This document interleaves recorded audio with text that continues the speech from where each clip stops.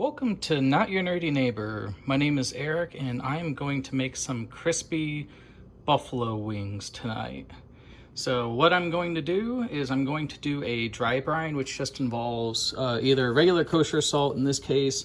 I didn't have that, so I'm just using natural sea salt, which it's the finer salt in this case, which is what you want because you want to get into all the nooks and crannies of the chicken wings and drums if you have them.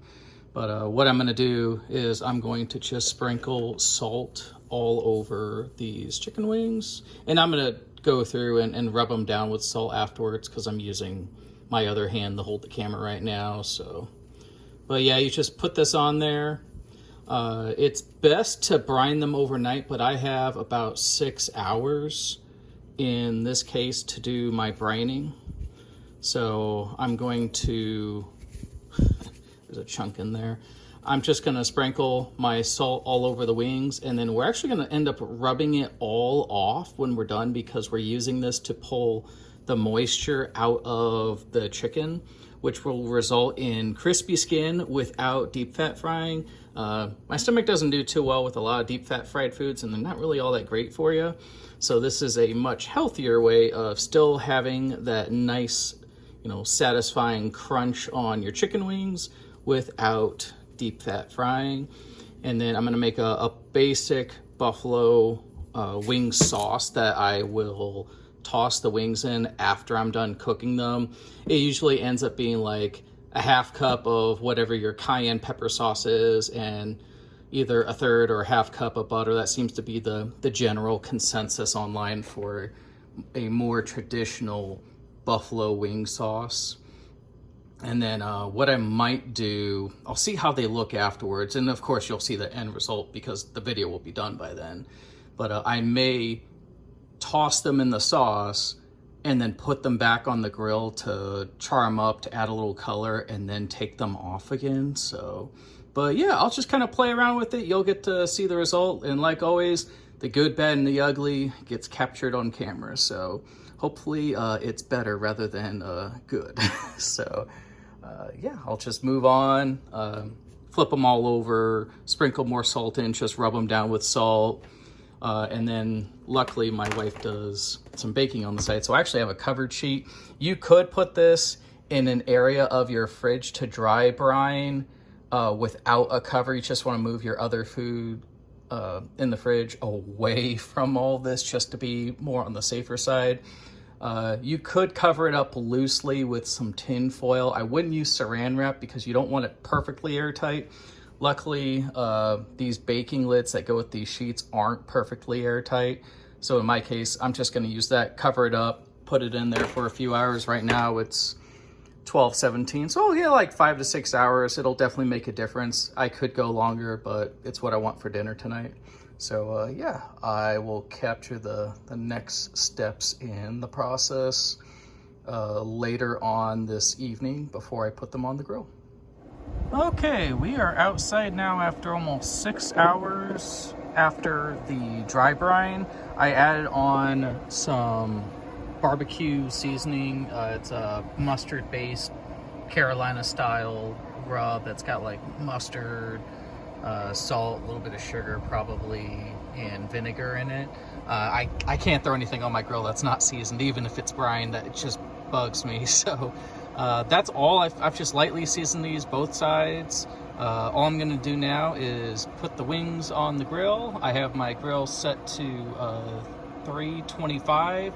I'm gonna see how that does. If I need to crank it up to 350 at the end, I'll do that. But 325 seems to be a good temp to get everything cooked through without overcooking the outside and possibly having a raw inside or just overdoing it in general. It's also the same temperature I like to cook my pork tenderloins on and other leaner cuts of meat. So yeah, just throw these on the grill, and you probably notice in the pan, that's water that the salt pulled out from the meat itself. So I know that my experimental dry brine worked, And I'll really know it worked if we have a crispy skin and also tender meat, because salt's not just for flavor. It does have a more of a chemical purpose, which involves tenderizing, pulling out water, that sort of thing. So, but once these are done, I'll pull them off and I'll let them rest a bit, make my buffalo sauce, which is just butter and cayenne pepper sauce. It's nothing too complicated. Usually it's about half and half, or maybe a little less of the butter, a little more of the cayenne. That's what most of the recipes I've seen throughout the years for those types of wings call for. But yeah, we'll come back to those probably about 15-20 minutes, take a look at the color on them, temp a few random ones, some of the thicker ones, and go from there. Okay, I'm just checking in on the wings about 15, maybe 20 minutes after I put them on. And I can already tell the salt brine definitely made a difference in...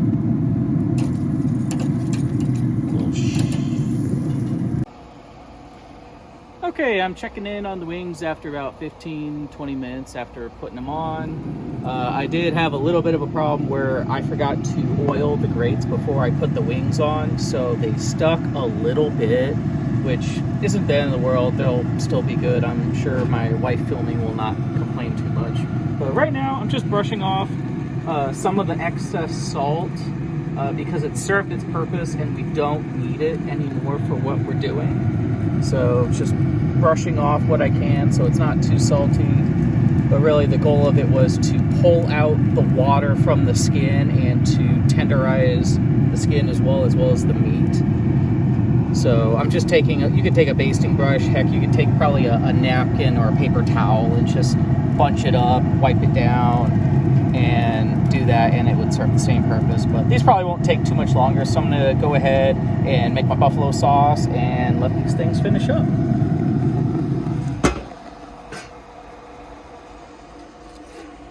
Okay, I'm going to open up the grill for the third time, take a look at them.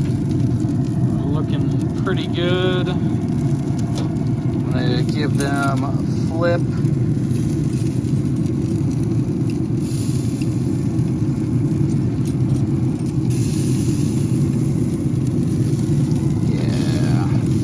Those are looking good. Those will be nice and crispy.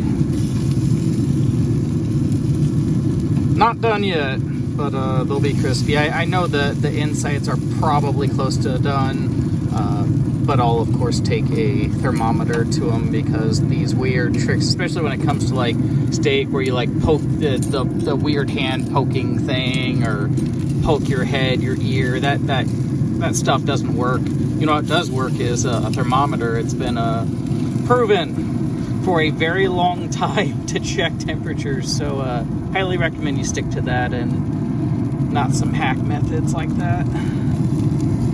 But no, they're looking pretty good. I put that seasoning on dry on the wings, so it just clung to whatever moisture was left on the wings, and yeah, those are looking really good.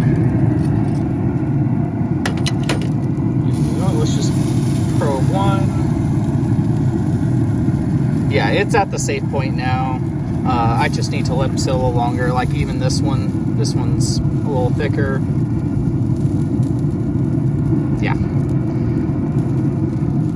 And if you did like a liquid brine, one of the things I was reading online, and I found this to be true with corned beef, is that you don't necessarily have to cook it as long. You don't have to cook brine meat as long. I'm sure there's some food science or chemistry explanation for it, but I've come to that conclusion as well when cooking brined meat. So, but yeah, we'll come back to those, take a look at them again, and probably pull them off next time. Okay, so while the wings are finishing up, I have poured out half a cup of this Frank's Red Hot Original.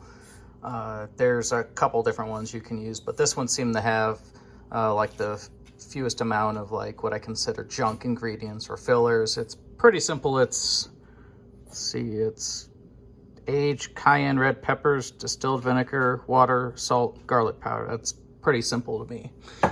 What I did, so I used the markings on the butter stick as they come wrapped. I also chopped it up in the container I was going to warm it up in. You do not want to warm it up in a Pyrex measuring cup. It's a bad idea. I've burned myself really badly doing that, so I don't highly recommend it. But yeah, I'm just putting the butter in the microwave. I'm gonna do 50% power for maybe minute and a half, see how that goes. And I'll check it from there, give it a quick stir, and pull the wings off. Okay, back at the grill. The wings are looking fantastic and ready to pull off. I'm just using a sheet. You can use a plate, whatever, you know, transfer container you want. But yeah, these are nice and crispy. They'll take to the sauce well and hopefully just soak it all in. I got the melted butter inside with the cayenne pepper sauce. I just gotta mix the two and maybe give them a quick whisk, and that's it. I'm gonna let the grill run a little longer to clean this stuff off, take a brush to it so it's clean for next time I use it instead of a mess like I did last time. All right, I will get back to you in just a moment. Okay, we're back in the kitchen again. I'm going to throw these wings in the bowl. They got a nice crunch on the outside of them, which I always hate soggy chicken wings. Even if they have sauce on them, I don't like that.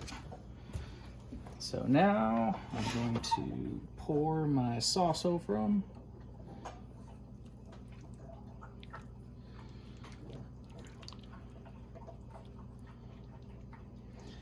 And I think I'm gonna, I don't know, do you think I should mix them by hand?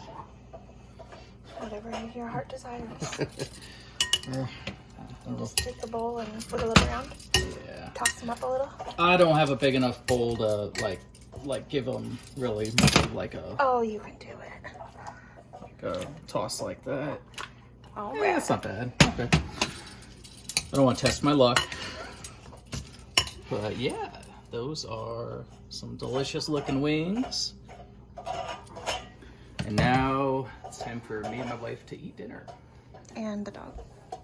And the dog too. She had her own dinner. She can't have chicken. You're kind of noisy down there. And all right. And thank you for watching. I'll be posting some content soon from the Orlando trip. I'll also be posting a video just on my lightsaber I made at Savi's shop at Galaxy's Edge, which was a cool experience, but I will see you all later. Thank you.